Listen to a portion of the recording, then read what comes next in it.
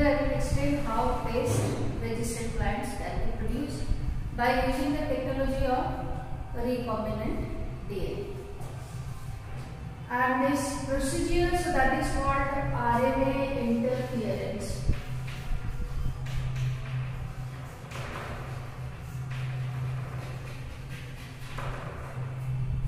Nematode. What is the name of the nematode? The name of the nematode is the Megaridine incognoscea. And the nematode, it infects roots of tobacco plants. Tobacco plants जो है उसके roots में ये nematode जो है ये go करते हैं. And there is a novel strategy which was developed in the tobacco plant by using the recombinant DNA technology. And the name of the technique, so that is RNAi or RNA interference. And it is a cellular defense mechanism of all eukaryotes. In all the eukaryotic organisms, you can see this kind of the mechanism that is operating so that they can protect themselves. Now the basic concept I will explain to you. All of you know that DNA, so that is a double strand. And from the DNA, the RNA molecules they are produced. DNA is a genetic material, whereas RNA it produces protein. So that is the difference between DNA and the RNA. So the DNA, which is a double strand structure, both the strands will not produce protein. Only one strand, so that can produce protein, and that too a small segment of DNA. So now the DNA, so that is separating, and this is one single strand of the DNA. From this DNA, as per the complementary base, one messenger RNA is produced. The RNA is of three types: ribosomal RNA, transfer RNA, and the messenger RNA. And the messenger RNA, it is having all the coded information for synthesizing one particular protein. So from the DNA, the RNA molecule that is produced. Then from the RNA molecules, as per the information which is there in the RNA molecule, a protein or the polypeptide can be produced. And for any character to be expressed, there is requirement of the protein to be produced. So this is the basic mechanism. This is the fundamental concept of genetics, and it is applicable to all living organisms, plants, animals, human beings, small organisms, bacteria. So this is a basic concept. Okay? From the DNA, the messenger RNA is produced. From the messenger RNA, the protein is produced. Then the protein is responsible to express any particular character. Okay? Normally what happens, you know that tobacco plant, so that is having the economic importance for its leaves. Because the tobacco leaves, they are used for the preparation of the cigarettes or the bidi or any other material of the tobacco. Suppose the yield will be less. So that is a loss for the farmer. And the nematode, this nematode, it can infect the root of tobacco plant. If the roots are destroyed, the roots they are having a particular disease and they are destroyed, then naturally the plant it cannot survive. Or if the number of roots will be less, then the yield will be poor. So how to protect the plant without using insecticide or pesticides? How tobacco plant it can be protected? So a genetically modified tobacco plant that was produced, and in the DNA of the tobacco cell, one gene from the agrobacterium, so that was separated, and it was introduced into the tobacco cell with the help of the plasmids. Before also I had explained to you the plasmids, they are called the vector. If you want to transfer a piece of the foreign DNA, then you can add the gene in the plasmids, and the plasmid has the ability to enter into any living cell. So here also one gene of the agrobacterium, so that was introduced into the tobacco plant with the help of the plasmids. Now the tobacco plant is having that nematode specific gene. Okay, so how any pathogen can produce disease? So that is by the formation of a particular protein. And if the messenger RNA is not able to produce the protein, then no disease will be produced. Okay, and messenger RNA, so that is always single strand. If messenger RNA will be double strand, then biologically it will be inactive. Messenger RNA जो रहता है ये हमेशा single strand रहता है. जब single strand रहेगा तभी ये काम करेगा, प्रोटीन का फॉर्मेशन करेगा. अगर ये डबल स्ट्रैंड हो जाए कोई कारण से, तो ये बायोलॉजिकली इनएक्टिव हो जाएगा. और RNAi प्रोसीजर में हमको मैसेंजर RNA को डबल स्ट्रैंड बनाना है.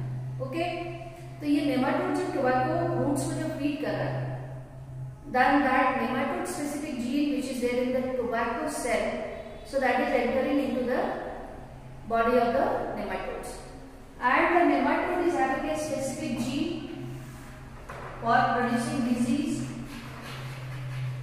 This is DNA. So when this DNA, so that is making a specific messenger RNA,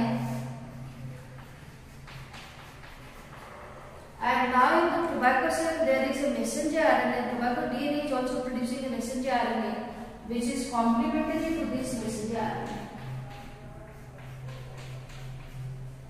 nematode जो है उसका एक स्पेसिफिक जीन है जो एक स्पेसिफिक प्रोटीन बनाना है, इसके लिए मैसेंजर आरएनए का फॉर्मेशन कर रहा है। और टोबैको सेल में जो हम एग्रोबैक्टीरियम के जीन को जो इंट्रोड्यूस कर रहे हैं उस जीन में एक मैसेंजर आरएनए फॉर्मेशन कर रहा है जो इसका कॉम्प्लीमेंटरी है। अब क्या हो रहा है, दोनों में बॉन्डिंग हो जा रहा है और मैसेंजर आरएनए जो है ये डबल स्ट्रैंड आरएनए का फॉर्मेशन कर रहा है। जब डबल स्ट्रैंड आरएनए का फॉर्मेशन कर रहा है अब प्रोटीन का फॉर्मेशन नहीं होगा and no disease will be produced, so that naturally the tobacco plant, so that will be protected from nematode. First application of genetic engineering, so that is in the field of agriculture, and the second one, so that is in the field of medicine. So all of you know that insulin, that is a hormone which is produced by the beta cell of islets of Langerhans of pancreas. हमारा body में जो pancreas जो है ये exocrine and endocrine glands है। Exocrine क्यों है? क्योंकि ये एंजाइम्स प्रोड्यूस कर रहा है। एंडोक्राइन क्यों है? क्योंकि ये हार्मोन भी प्रोड्यूस कर रहा है और उस हार्मोन का नाम क्या है? इंसुलिन। इंसुलिन का क्या फंक्शन है? Insulin controls normal level of sugar in the blood. आपका ब्लड में शुगर जो है उसका एक नॉर्मल अमाउंट होना चाहिए। अगर शुगर ज्यादा हो जाएगा तो इस बीमारी को हम क्या बोल रहे हैं? डायबिटीज। तब आपका शुगर जो है यूरिन में पास आउट होगा। ओके, और सीवियर डायबिटिक कंडीशंस में क्या है? इंसुलिन इंजेक्शन लेना पड़ता है। तो पहले इंसुलिन कहाँ से मिलता था? Dead cattle and pigs.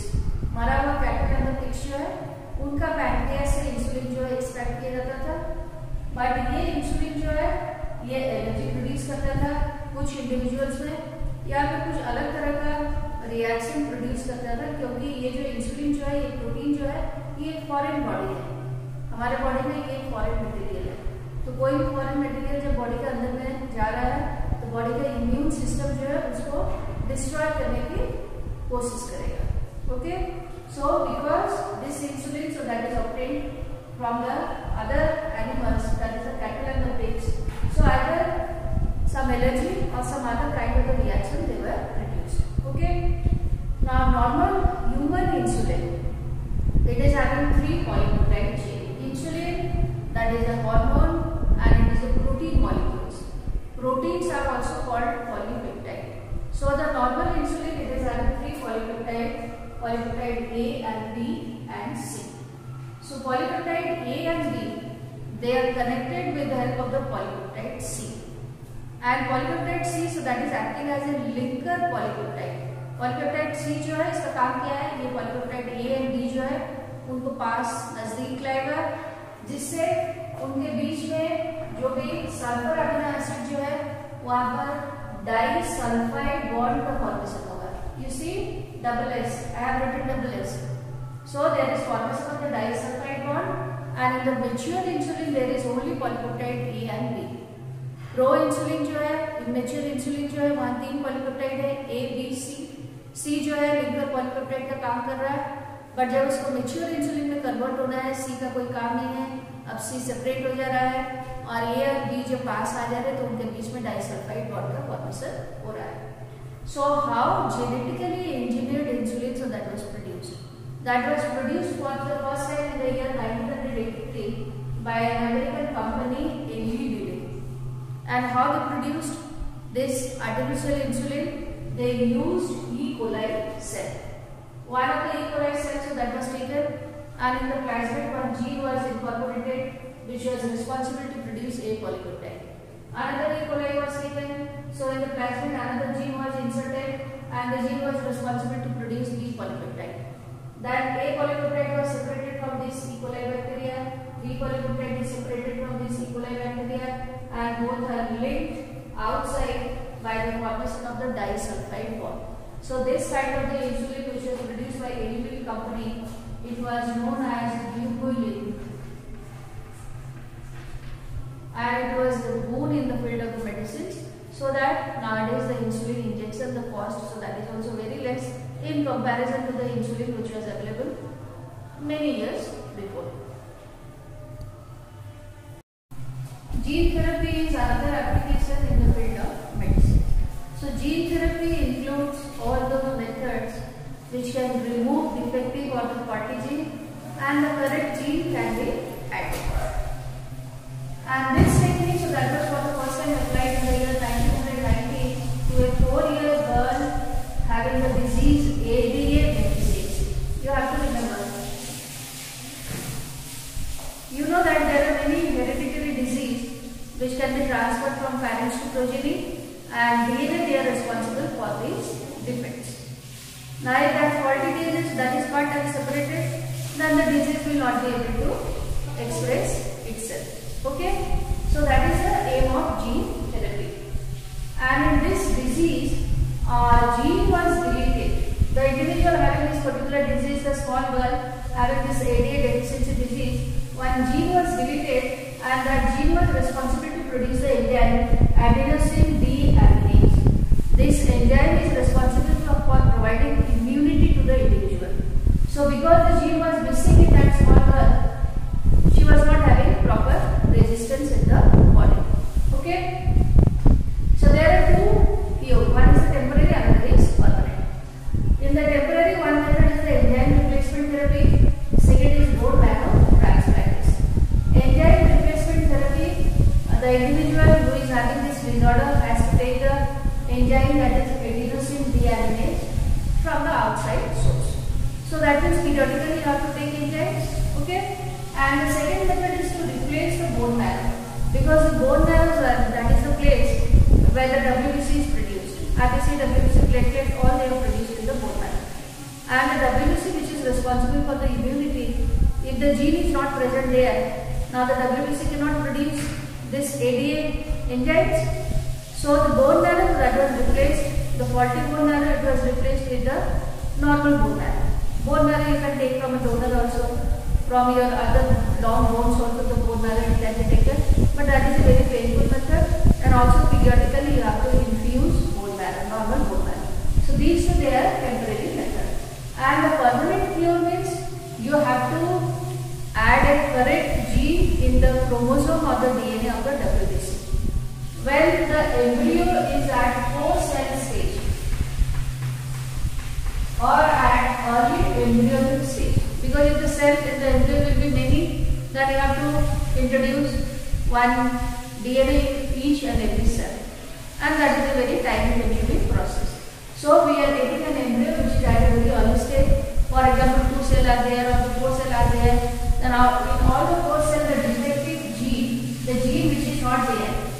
So in place you add another gene, normal gene, which can produce the ADA enzyme. Because the gene is deleted, so the gene is not there in the WBC of these 4 cells. So in all the 4 cells, we are introducing the DNA which can produce the enzyme, that is adenosine deaminase. Now these 4 cells, they are the normal cells. So this is a permanent cure. And if the baby is developing from this embryo, then the baby will be normal. Otherwise, you know, in the hereditary disease, the disease can be transferred from parents to progeny. But here, because with the help of the gene therapy, now we are correcting the gene, so the disorder